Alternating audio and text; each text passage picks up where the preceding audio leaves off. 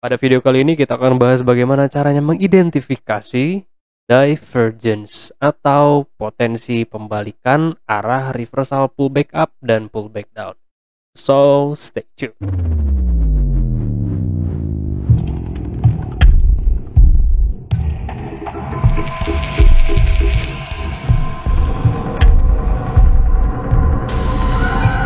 Hey guys, what's going on? Welcome back to Petapaan Ilmu Crypto Hell. Kembali lagi dengan saya, Fai Muhammad. Kali ini kita akan belajar bagaimana caranya mengidentifikasi bullish divergence. Nah, di sini saya akan menerangkan beberapa tipe dari divergence terlebih dahulu. Karena kita perlu mengerti dan memahami kiranya bagaimana sih sebenarnya karakteristik dari divergence sendiri. Nah, divergence itu terdiri dari dua kategori. Yang pertama itu adalah yang klasik. Kalau untuk klasik terdiri dari 3 tipe. Yang pertama itu adalah regular bullish, medium bullish, dan juga yang weak bullish divergence. Untuk kategori yang kedua, masuk ke dalam kategori extra graded. Tipenya adalah hidden bullish divergence atau hidden bearish divergence. Perbedaan dari klasik dan extra graded itu simpelnya seperti ini. Kita hanya menemukan bullish divergence itu di saat harga sudah menyentuh pada level supportnya, di saat terjadi penurunan yang cukup sangat signifikan lalu tertahan di suatu titik harga yang berpotensi memang pada level tersebut itu kembali reversal atau pullback up. Untuk hidden bullish divergence ini adalah sinyal continuations, yang dimana kita akan menemukan sinyal bullish continuations ini pada saat harga setelah reversal dari level supportnya lalu parkir pada level support yang tadinya adalah level resistance. Jadi pada dasarnya breakout dari level resistance-nya dulu lalu kembali lagi retest pada level supportnya yang barusan itu adalah level resistance. Nah, sekarang kita akan mengidentifikasi terlebih dahulu apa itu bullish divergence. Bullish divergence pada dasarnya yang perlu kita kenali itu adalah level supportnya terlebih dahulu agar kita bisa mengerti dan memahami kira-kira di manakah harga tertahan. Yang pertama, kita bisa menggunakan Fibonacci retracement itu untuk melihat kemanakah level support dari BTC sendiri. Di sini kita akan melihat pergerakan dari BTC kira-kira harga itu tertahannya pada level mana. Kalau kita lihat kan memang di sini ada swing low lalu di sini ada swing high. Nah, di sini kita lihat ada swing high yang lebih tinggi. Maka dari itu kita akan pindahkan di sini untuk kira-kira mencari level support penurunannya itu di mana. Oke, kalau kita lihat ternyata harga itu berada pada level support Fibonacci 0786 yang dimana kalau kita lihat berdasarkan chart pattern ini mendukung terjadinya bullish hyper. Lalu bagaimana cara kita mengidentifikasi bullish divergence? Yang kita perlukan pada saat ini itu ada dua. Yang pertama, kita harus melihat dari price actions-nya.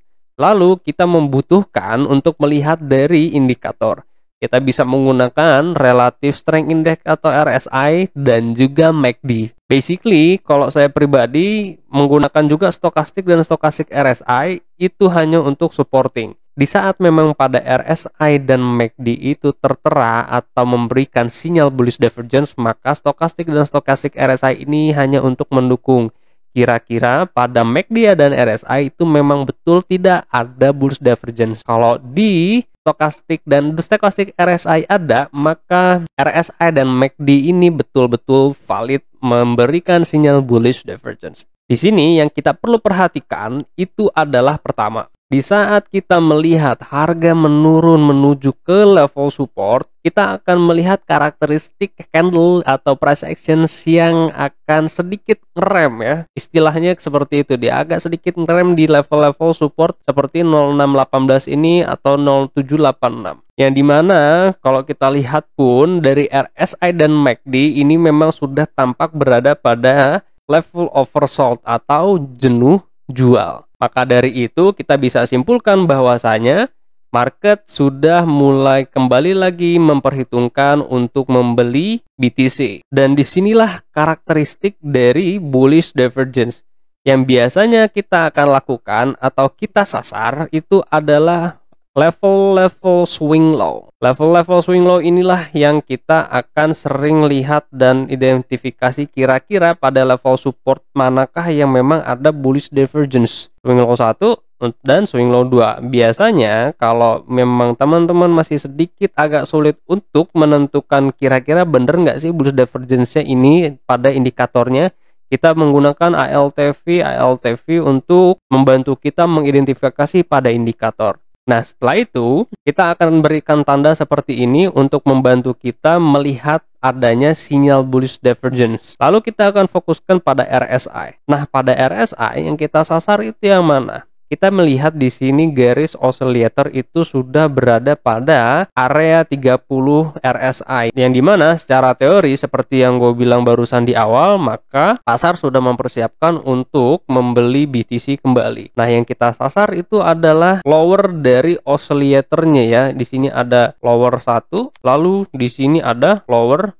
2. Fokuskanlah di dalam vertical line ini untuk mengidentifikasi bullish divergence-nya. Nah, yang perlu kita perhatikan berarti yang mana? Yang kita perlu perhatikan adalah garis-garis ini yang berada di dalam vertical line. Di sini ada lower 1, di sini ada lower 2. Biasanya traders itu akan memberikan satu tanda seperti ini yang dimaksudkan untuk memberikan kita kesimpulan bahwasanya garis oscillator atau garis RSI ini kembali lagi mengarah naik. Kalau kita lihat dari price action yang menurun, lalu juga RSI yang mulai naik, nah di sini kita perlu konfirmasi dari MACD. MACD apa yang kita perlu perhatikan? Yang perlu kita perhatikan itu adalah yang pertama, ini adalah garis MACD. Yang kedua, ini adalah garis signal. Nah, kedua garis ini sama-sama garis moving average, tergantung dari periodenya masing-masing. Tapi yang perlu kita perhatikan ini adalah yang pertama, kita harus melihat di mana garis MA ini dia bersilangan dengan garis oranye atau garis signal dan juga membentuk lower-lower seperti pada RSI. Di sini ada lower 1, lalu di sini ada lower 2. Biasanya kita pun akan memberikan tanda seperti ini untuk menyimpulkan bahwa pergerakan MACD pun itu cenderung naik ke atas. Kita akan lihat bagaimana pergerakan dari MA-nya.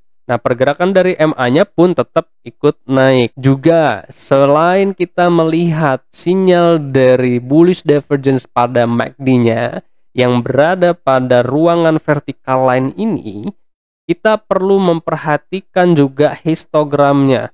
Histogram itu yang mana? Histogram itu adalah titik-titik atau garis-garis yang berwarna putih ini. Kalau kita pakai default, dia itu berwarna merah. Nah, ini adalah histogram negatif yang mewakilkan atau mempresentasikan volume tekanan jual. Di saat histogram negatif ini sudah mulai mengecil, maka kita dapat simpulkan bahwasanya tekanan jual pun sudah mulai mengecil dan tekanan beli sudah mulai meningkat. Disinilah kita bisa mengidentifikasi adanya bullish divergence pada RSI dan juga pada MACD. Kita sebagai trader pun perlu memberikan satu tanda seperti ini agar kita tidak misinformasi. Oh, ternyata pada MACD pun dan histogram pun sudah mulai mengecil, menandakan bahwasanya pada level tersebut memang ada bullish divergence.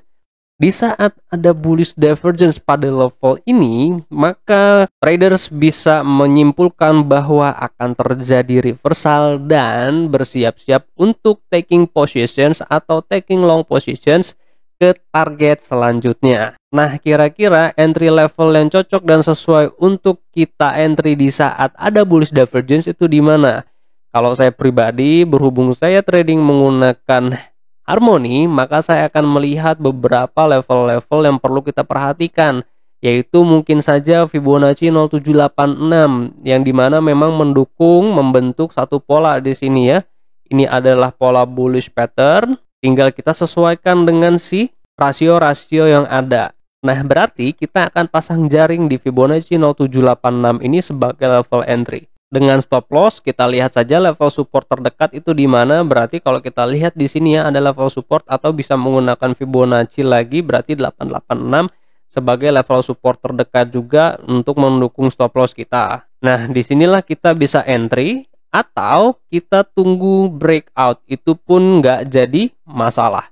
Kalau kita lihat di sini kan berarti BTC breakout dari level resistance trend line-nya yang mendukung terjadinya kembali reversal ke harga yang lebih tinggi. Nah, berarti kesimpulannya dari bullish divergence itu bukan hanya saja memberikan sinyal untuk potensi kembali reversal, juga memberikan tanda bahwa memang level support 0786 atau level support tertentu di harga tertentu itu adalah support yang cukup kuat untuk menahan pergerakan harga untuk kembali lagi menurun. Dan di sini kita akan melihat bagaimana caranya kita mengidentifikasi bearish divergence. Bearish divergence itu pasti selalu akan terjadi pada level resistance yang memang di mana level tersebut itu adalah supply zone. Banyaknya order menjual dan juga pasar sudah tampak jenuh untuk membeli. Yang pertama kali kita harus identifikasi itu adalah level resistance. Kira-kira level resisten manakah yang berpotensi untuk memberikan pantulan? Kalau untuk cara klasik, itu berarti kita bisa menggunakan ALTH seperti ini ya, untuk melihat apakah memang pada level resisten tersebut itu ada multiple rejection. Kalau kita lihat memang pada level ini atau di harga 35.800, itu ada multiple rejections. Biasanya kalau saya pribadi seperti yang kita sudah bahas pada materi support dan resistance, kita akan menggunakan rectangle ini untuk menentukan kira-kira area resistensinya itu di mana. Atau kita bisa menggunakan Fibonacci, tarik dari swing high ke swing low untuk menentukan kira-kira Fibonacci apakah yang memberikan pantulan. Oh, ternyata kalau kita lihat sendiri di sini kita melihat adanya Fibonacci 0618 sebagai golden ratio atau area retracement apabila memang berada pada level resisten yang cukup bisa memberikan kita sinyal bahwasanya pada level tersebut bisa terjadi pantulan ke level support atau reversal pullback down. Jadi kita sudah dapat level resistennya, tinggal kita lihat apakah pada level saat ini itu ada bearish divergence atau tidak. Yang kita sasar itu apa? Pertama, kita harus lihat terlebih dahulu pola yang terbentuk sebelumnya. Kalau pada pembahasan sebelumnya, kita bisa melihat sendiri bahwasanya ini adalah harmony pattern, Cypher pattern. Di sini adalah X-nya, di sini adalah A-nya, yang dimana memang kalau kita menggunakan harmony pattern itu kita bisa gunakan sebagai referensi untuk melihat kenaikan atau tingkat target price-nya. Kita lihat sendiri bahwasanya memang target price sudah achieve ya di harga 36.200 dan sudah bisa bersiap-siap kembali reversal. Seperti teori simpelnya, beli di level support, jual di level resisten. Di level support pasti ada bullish divergence, di level resistance pasti akan ada bearish divergence. Nah, bearish divergence yang dimana kita akan sasar area swing high seperti ini ya. Lalu kita harus lihat di sini adalah higher high 1 dan di sini kita kasih tanda higher high 2. Seperti karakteristiknya untuk mendukung bearish divergence berarti harga itu naik tapi RSI atau oscillator menurun. Kita akan melihat terlebih dahulu menggunakan vertical line ini untuk membantu mengidentifikasi pada indikatornya. Kita gunakan kembali indikator RSI dan juga MACD-nya. Yang kita sasar adalah garis oscillator yang sudah menyentuh angka di atas 70 RSI, yang dimana memang kita dapat simpulkan bahwasanya pasar sudah mulai jenuh untuk membeli atau bersiap-siap untuk menjual dagangannya, karena di atas angka 70 ini adalah area overbought atau jenuh beli. Sama seperti kita melihat pada price actions-nya, yang kita sasar itu adalah higher dan higher-nya. Di sini ada higher 1, di sini ada H2. Lalu kita akan memberikan tanda dari H1 dengan H2 untuk memberikan kita kesimpulan bahwasanya memang oscillator atau RSI pun cenderung menurun. Kira-kira yang mana sih bearish divergence-nya? Bearish divergence-nya itu yang ini. Ini dia higher 1-nya, ini dia higher 2-nya. Dan dia cenderung menurun. Lalu setelah kita menemukan bearish divergence pada RSI, kita akan identifikasi pada MACD-nya. Yang perlu kita perhatikan itu apa? Sama seperti kita melihat pada price actions-nya, kita akan sasar bagian higher-nya seperti juga pada RSI. Ini adalah H1, lalu juga yang di atas ini adalah H2. Nah, Apakah MACD-nya menurun? Kita akan simpulkan dengan cara menarik garis arrow. Oke, kalau kita lihat memang garisnya pun dia menurun. Maka dari itu kita dapat simpulkan bahwasanya memang harga pun cenderung sudah mulai jenuh. Nah, kalau kita lihat menggunakan histogram pun ini adalah histogram positif. Kalau kita menggunakan default itu dia berwarna hijau, yang menandakan bahwasanya histogram positif itu adalah mempresentasikan atau mewakilkan volume tekanan beli. Di saat volume tekanan beli sudah mulai mengecil, maka ada tekanan jual di situ. Maka dari itu kita akan memberikan tanda seperti ini untuk menyimpulkan bahwasanya memang pada histogram pun mengkonfirmasi adanya tekanan jual pada level saat ini. Tinggal kita melihat apa konfirmasi dari dead cross-nya. Di saat kita sudah melihat konfirmasi dari dead cross, maka sudah waktunya kita untuk juga menjual dagangan kita. Kalau seperti ini kan ada dead cross ya, tapi kalau belum ada bearish divergence, belum waktunya kita untuk menjual. Walaupun harga kalau kita lihat ya dia mulai naik turun sepertinya ingin menentukan arahnya terlebih dahulu. Tapi di saat belum ada sinyal dari bearish divergence, maka belum waktunya kita untuk menjual. Karena memang kalau kita lihat sendiri berdasarkan target price-nya itu di Fibonacci 0618. Maka stick to the plan, kalau memang target price-nya itu 36.500, ya sudah, take profit di 36.500. Biarkan secara otomatis candle itu men-trigger exit point kita sendiri. Lalu kalau misalkan kita bermain pada future market, berarti kita bisa menggunakan dua kondisi. Pertama, pasang jaring pada level Fibonacci 0618-nya, karena kita tahu bahwa memang level Fibonacci 0618 ini adalah area retracement. Atau kita bisa menunggu breakout terlebih dahulu. Kita gambarkan trend line-nya, lalu kita lihat apakah harga itu dia breakout dari level supportnya. Nah, ternyata di sini dia sudah breakout lalu kembali retest. Di saat retest lah berarti waktunya kita untuk taking short positions. Dengan stop loss bagaimana? Kalau kita menggunakan Fibonacci 018 ini sebagai area entry, maka Fibonacci 0,7 itu sebagai stop loss-nya. Atau kalau kita lihat level resisten paling dekat 37.900, maka 37.900 lah sebagai stop loss-nya. Nah, bagaimana kalau kita short position-nya di breakout? Kita bisa lihat level resistance paling dekatnya yang mana. Oh, level resistance paling dekat itu 0618. Nah, barusan itu adalah regular bullish dan regular bearish divergence. Di sini saya memiliki medium bullish dan medium bearish divergence. Karakteristik dari medium bullish dan medium bearish divergence itu hanya pada price actions-nya. Kalau dari oscillator itu pun masih sama saja.